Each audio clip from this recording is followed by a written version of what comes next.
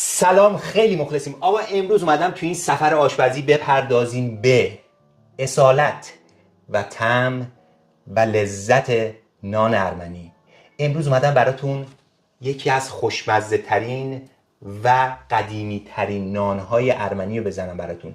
امروز اومدم براتون بکشم همه رو. اومدم ماتناکاش بزنم. با ما همراه باشید.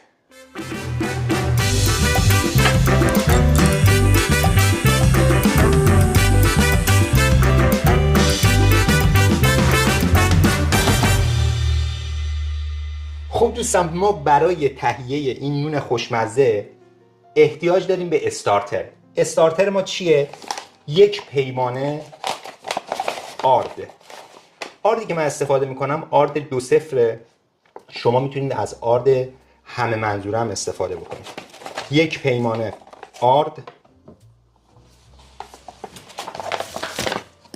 1.5 قاشق چایخوری پودر مایه خمیر، 1 قاشق، اینم نیم قاشق، و شکر 1 قاشق غذاخوری.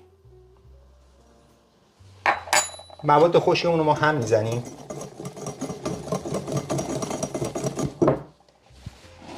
و در نهایت 1 پیمانه آب.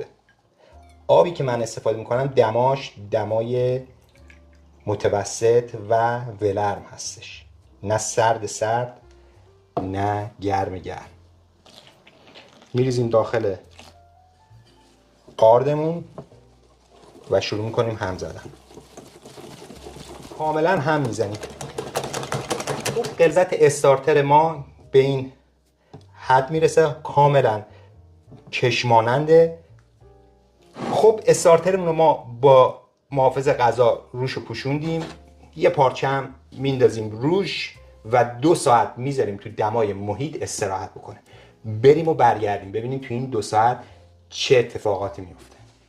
دوستای عزیز، بعد 1 ساعت و نیم 2 ساعت ما برگشتیم و میخوایم خمیر نان ماتراکاش رو بزنیم. مایه خمیر استارترمون که به این پف رسید، ما اینو انتقال میدیم به ظرف اصلی. ببینید به چه بافتی رسیده.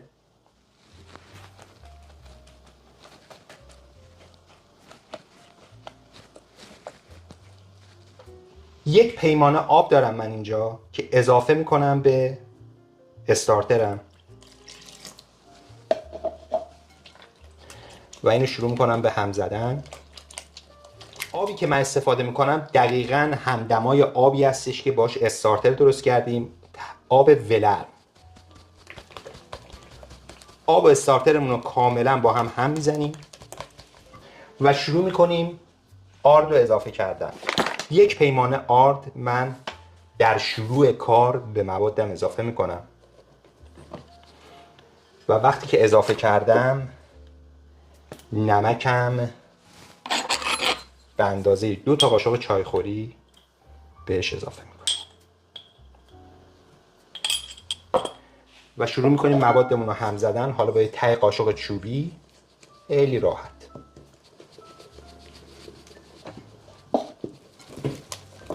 بعد اینکه مطمئن شدیم پیمانه اول آردمون کاملا حل شد، پیمانه دوم رو بهش اضافه میکنیم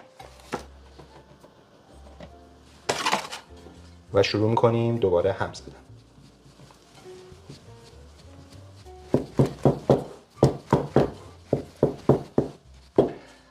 و الان میخوایم پیمانه سوم.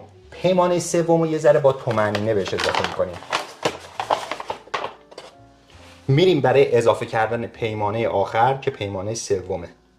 من اول نصف پیمانه رو اضافه میکنم و شروع میکنم هم زدن.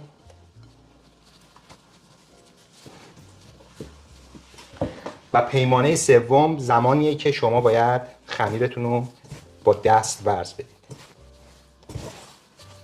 خمیر ما یه ذره چسبندگی داره هنوز، میتونیم دوباره یه ذره آرد بهش اضافه کنیم و شروع کنیم به ورز دادن. خمیر یه ذره خودشو گرفت. برای ورز بقیهش انتقالش میدیم روی میز. خب پیمانه سومی که من اضافه کردم تقریباً به اندازه 1/4 پیمانه اضافه موند.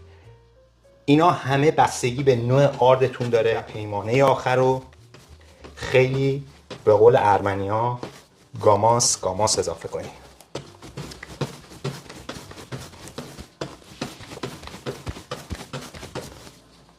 شروع میکنیم به ورز دادن به مدت 6-7 دقیقه.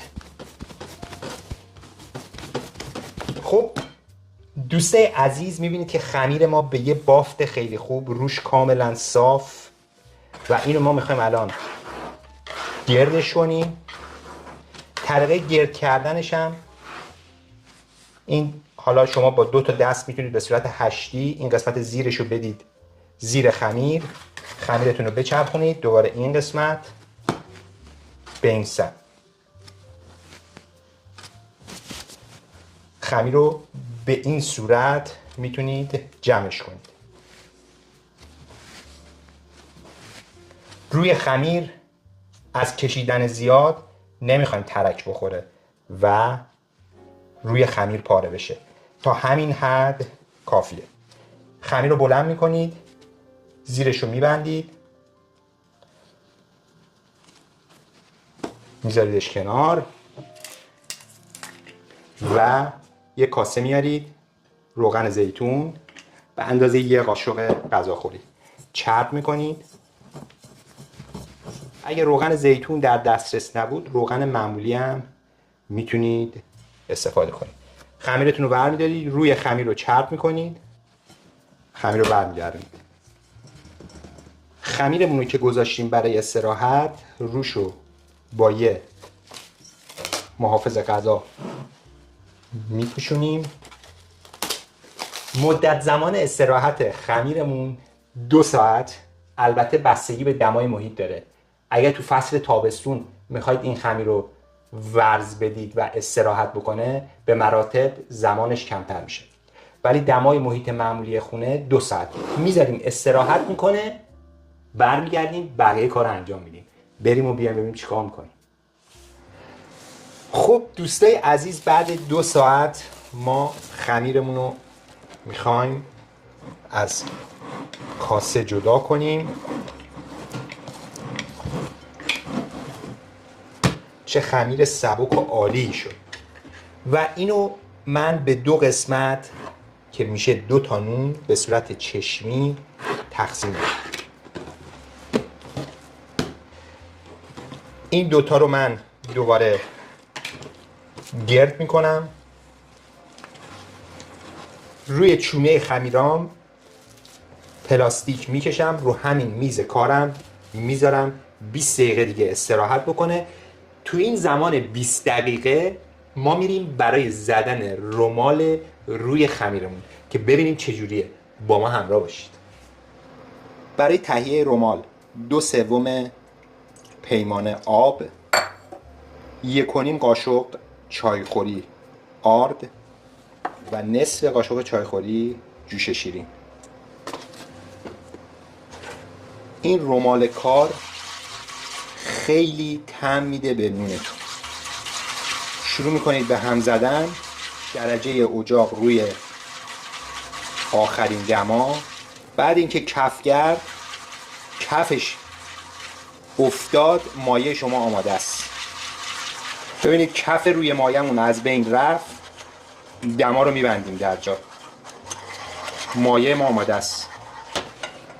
انتقالش میدیم به یه ظرف دیگه که سریعتر خنک بشه. خب دوستان عزیز بعد 20 دقیقه ما برگشتیم و ببینید این خمیره ما به چه پف قابل قبولی رسید. یعنی اگر شما نون خوب میخواین داشته باشید، یه ماتناکاش خوب میخواین داشته باشید، حتما باید به این پف لازم رسیده باشید. وگرنه اگر خمیر شما پف نداشته باشه نون شما نون ماتناکاش نیست. این قضیه رو خیلی جدی بگیرید. حالا برای انتقالش توی سینی فر، من سینی فر آوردم کفش یه دونه از این کاغذهای شیرینی پزی انداختم. رمالم بغل دستمه. میخوام اینا رو انتقال بدم داخل سینی. خمیرم آزاد میکنم. یه ذره خمیرم اینجوری میکشم از همه طرف روی میز کارم.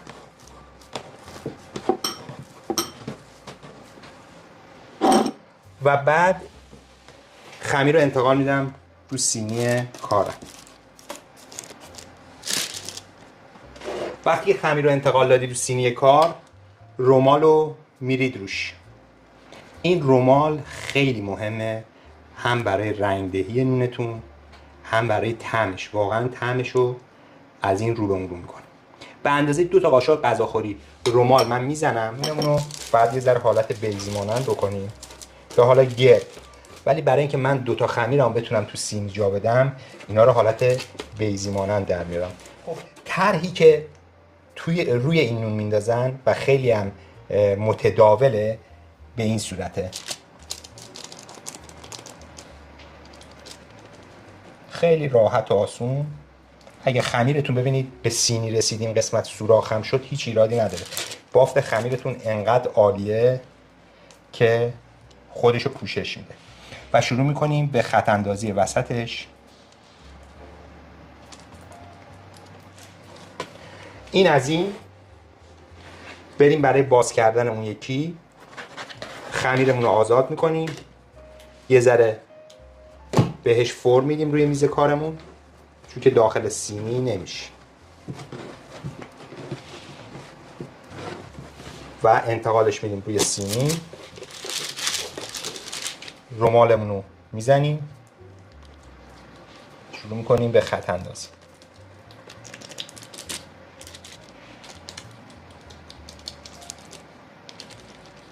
حالا اگه نون کنجد دار خواستید بزنید میتونید روش کنجد هم بپاچید که خیلی خوشمزهش میکنه، که ما میتونیم یکی از این نونا رو کنجد بپاچیم روش. موافق شما؟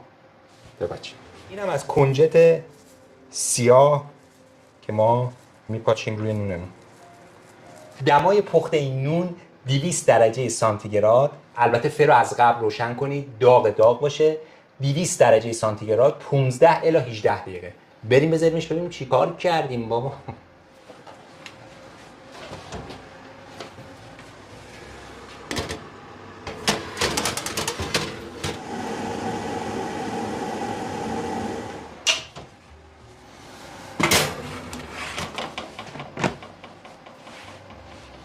دوستای عزیز، نونایی که مشاهده میکنید ما همینجوری میخوایم داغ برش بزنیم به علت ضیق وقت.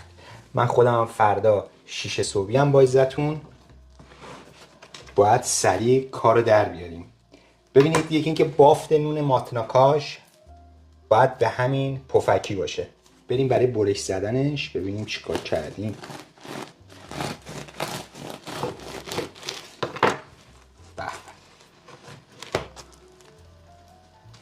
البته بذارید سرد بشه خیلی بهتره، ولی این نون عالیه.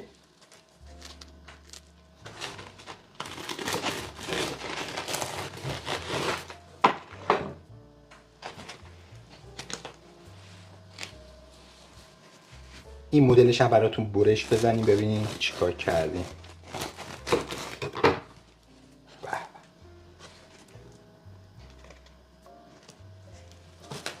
خیلی عالی شده.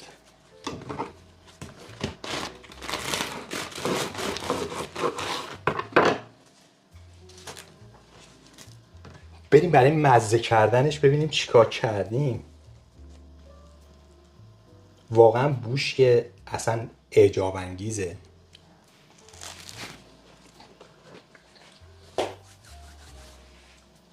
یعنی طعم این نون من براتون چی بگم،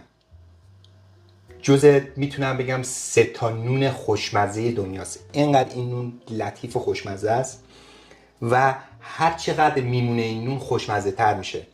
داخل فریزر میذارین، صبحونه رو میخواین بزنید از فریزر در میارید داخل میکروویو، یعنی نون به همین خوشمزگیه. اصلا تاریخ انقضا نداره این نون، چون که واقعا درجه یکه. امیدوارم از ویدیو ما لذت کافی رو برده باشید. لایک و سابسکرایب یادتون نره، کامنت هم برامون بنویسید. همیشه بدونید وزن عمل تو معرفتشه و زنگوله رو هم بفشارید. تا برنامه بعدی همتون رو با خدای بزرگ میسپارم. خدا نگهدار.